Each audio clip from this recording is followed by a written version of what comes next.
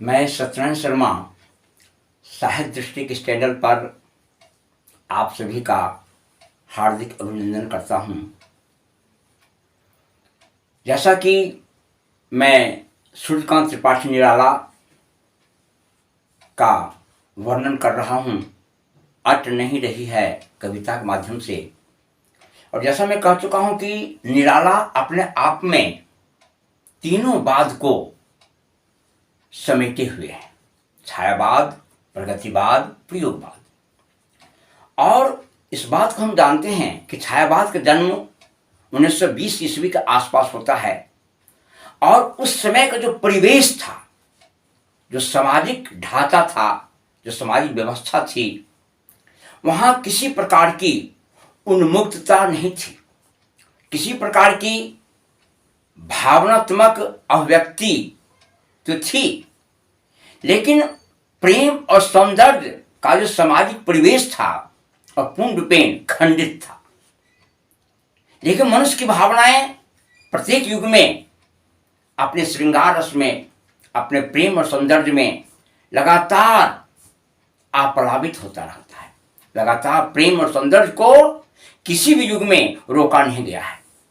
वह अपना रूप बदलता रहता है, कभी भक्ति के रूप में, कभी श्रृंगारिक रूप में, अनेक रूपों के माध्यम से वह मनुष्य की अनुभूतियों का एक हिस्सा बना हुआ है।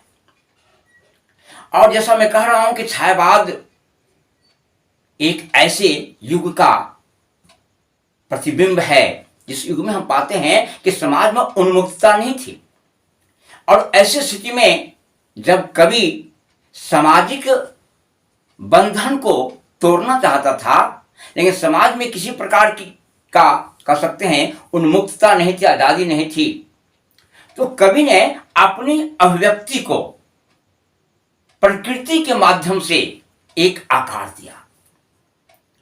जिस चीज को उसने अनुभूत किया, उस चीज का अनुभव, उस चीज की व्याख्या उसे करने की आवश्यकता थी अपने प्रेमोद्गार के माध्यम से, प्रेमानुभूति के माध्यम से। लेकिन इस पर जो बहुत बड़ा प्रतिबंध था, सामाजिक मर्यादाएं खंडित होती थी, समाज अनेक प्रकार की रूढ़ियों से ग्रसित था। और ऐसी स्थिति में छायावादी कवि अपने आप को अलग ढंग से व्यक्त किया।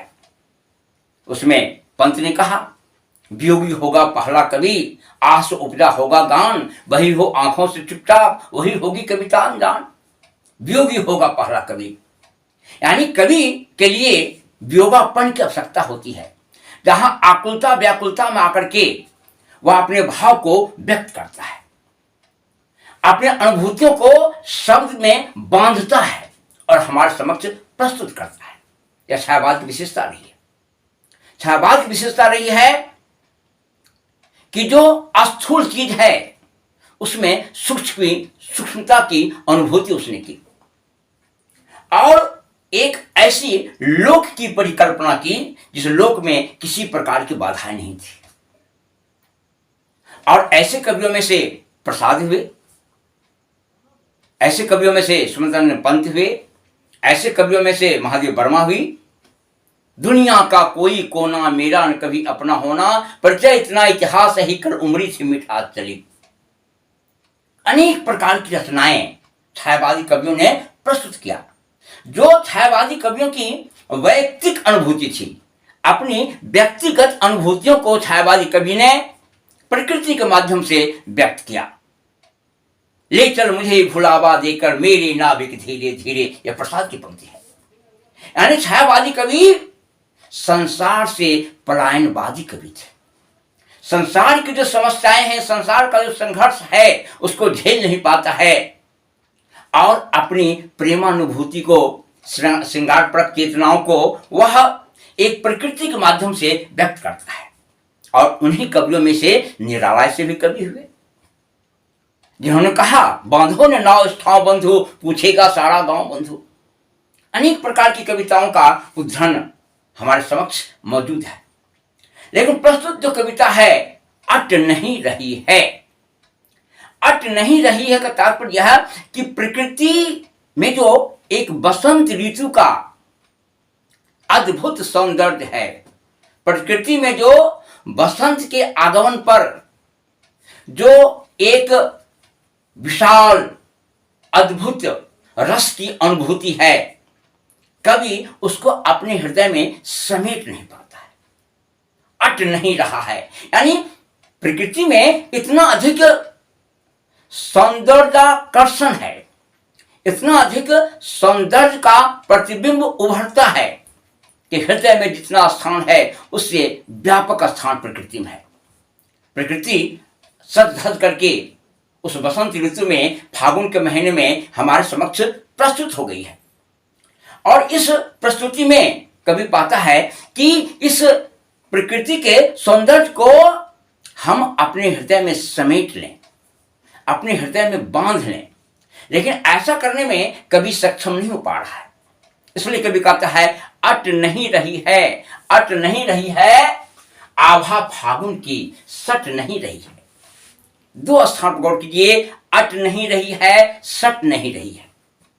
अट नहीं रही है प्रकृति में जो एक श्रृंगारित प्रतिबिंब है, प्रकृति में जो अद्भुत सौंदर्याकर्षण है, उस सौंदर्याकर्षण को कभी अपने हृदय में अटा नहीं पाता है, उसको समेट नहीं पाता है। समेटने के बाद भी कभी को ऐसा एहसास होता है कि कुछ न कुछ बाकी रह गया है। और जैसा मैं कहा हूं कि छायावादी कवि की विशेषता रही है, स्थूल में सूक्ष्म की अनुभूति सट नहीं रही है, सपनिकता को स्पर्श करना। और छायावादी कवि की विशेषता रही कि वह एक अलौकिक जगत में विचरण कर रहा है, एक अलौकिक अनुभूतियों में अपने आप को डुबो दिया है, एक वैयक्तिक अनुभूति को एक सर्वव्यापक अनुभूति में परिवर्तित कर दिया है। सट नहीं रहा है, यानी प्रकृति में जो सौंदर्य है, प्रकृति में जो रूप है, उस रूप को कभी अपने आप में पता नहीं पा रहा है, अपने आप में समेट नहीं पा रहा है। कभी आनंद के आनंदातिरेक में प्रवेश करता है, खुशियों से उसका हृदय भर जाता है, लेकिन इसके बावजूद भी मालूम पड़ता है कि प्रकृति से खुशियों का कुछ भी अंश मैंने अपने हृदय में बसाया नहीं है। अभी प्रकृति का एक असंख्य हिस्सा है, अनगिनत हिस्सा है, जिसको मैं अपने हृदय में समेट नहीं पा रहा हूं। और सट नहीं रही है, यानी वह जो प्रकृति का जो अद्भुत श्रृंगारित रूप है, उसका कभी स्पर्श नहीं कर पाता है, उसको कभी अपने शरीर से पूर्णपेन स्पर्श नहीं कर पाता है। यानी प्रकृति का आनंद एक अलौकिक आनंद है, जिसे देख करके हमारा हृदय प्रफुल्लित हो जाता है, हमारा हृदय मुग्ध हो जाता है। और उस फागुन में जो बसंत ऋतु का एक चरमोत्कर्ष रूप है, उस बसंत ऋतु में जो चार तरफ नूतन पल्लव, कोयल की कूक, पुष्प का खिलना, यह सब जो रूप है, उससे भी कभी अपने आप को स्पर्श नहीं करा पाता है। मैं बार बार कह रहा हूं कि छायावाद की विशेषता रही है कि जिस भौतिक श्रृंगार को, भौतिक प्रेम को कभी इस सृष्टि में आकार नहीं दे पाता है, वहां पर कभी प्रकृति की ओर भाग जाता है, और प्रकृति की ओर भाग करके कभी उसी प्रकृति से अपना एकात्म भाव स्थापित कर लेता है, प्रकृति से अपने आप को पूर्णपेन संबंध स्थापित कर लेता है, और उसी में वह अपनी वैयक्तिक अनुभूतियों को अभिव्यक्त करता रह जाता है। इसलिए कभी कहता है सट नहीं रही है, यानी प्रकृति में जो सौंदर्य है कभी उसको स्पर्श नहीं कर पा रहा है। यानी उस वसंत के उत्सव में प्रकृति में जो एक सौंदर्य है, जो एक सुंदरता है, जो एक मधुसिक्त रूप है, कभी उस मधुसिक्त रूप को अपने हृदय में पता नहीं पा रहा है। अगली पंक्ति जो आती है वो है कहीं सांस लेते हैं घर घर भर देते हैं। यानी जब उस प्रकृति के बीच हम विचरण करते हैं और इस विचरण के दौरान, भ्रमण के दौरान जो एक अद्भुत अलौकिक सुगंध का एहसास होता है। एक अलौकिक सुगंध से जब हमारा हृदय प्रफुल्लित हो जाता है, हम अपने आप में आनंद में मग्न कर देते हैं। ऐसी स्थिति में कवि इस बात का स्पष्ट करता है कि कहीं सांस लेते हैं, यानी प्रकृति के बीच जाकर के जब हम सांस लेते हैं, और तब कवि क्या कहता है, घर घर भर देते हो, यानी प्रकृति का जो सौंदर्य है, जो सुगंध है, जो माधुर्य युक्त सरस रूप है, उससे हमारे हृदय का प्रत्येक कोना भर जाता है। हम अपने आप में प्रफुल्लित हो जाते हैं, हम अपने आप में पूर्ण रूप में संतुष्ट हो जाते हैं उस प्रकृति के सौंदर्य परक रूप को देख करके।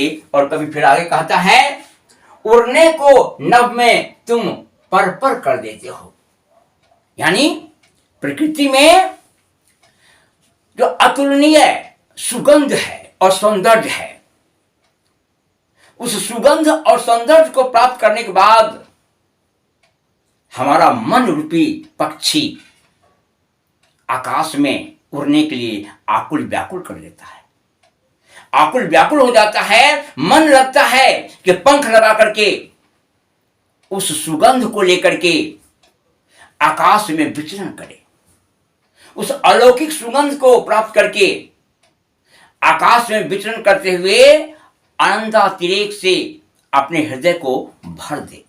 मन रूपी जो चिड़िया है, मन रूपी जो पक्षी है, इसका कवि वर्णन कर रहा है कि उड़ने को नभ में तुम से तात्पर्य होता है कवि का हृदय, कवि का मन।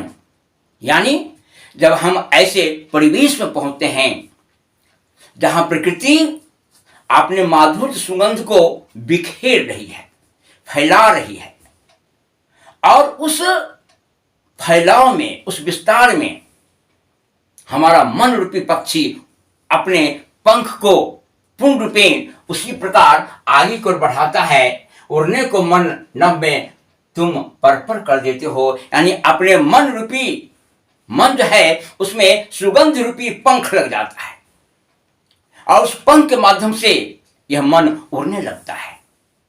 अपने अद्भुत सुगंध के प्रभाव से, अपने अतुलनीय प्रकृति के सुगंध के प्रभाव से मन रूपी पक्षी आकाश में विचरण करने के लिए अपने पंख को फड़फड़ाते हुए आकाश में उड़ने के लिए आकुल व्याकुल हो जाता है, जिसका कवि ने एक जीवंत रूप प्रस्तुत किया है, उड़ने को नभ में तुम पर कर देते हो। हम पाते हैं निराला की कविता में एक प्रतिबिंब है, एक बिंब है।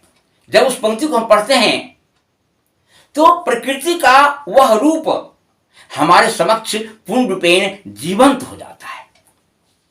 शब्दों का संकलन, शब्दों का संचयन, अब शब्दों के माध्यम से कवि उस शब्द में जिस सौंदर्य बोध का अनुभव किया है वह शब्द अपने आप में जीवंत हो जाता है। जहां कवि यह कहता है कि उड़ने को नभ में तुम पर कर देते हो। कब?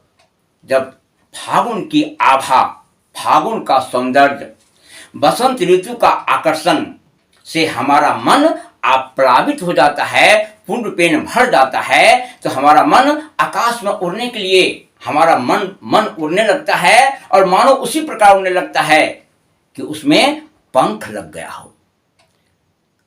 आज इतना तक ही। कल मैं इसके दूसरे खंड की व्याख्या करूंगा, दूसरे खंड के तात्पर्य अगले भाग की व्याख्या करूंगा। और अगर आपको इस व्याख्या का कुछ एहसास होता है तो आप इसे सब्सक्राइब करें, शेयर करें और इस चैनल पर कमेंट अवश्य करें।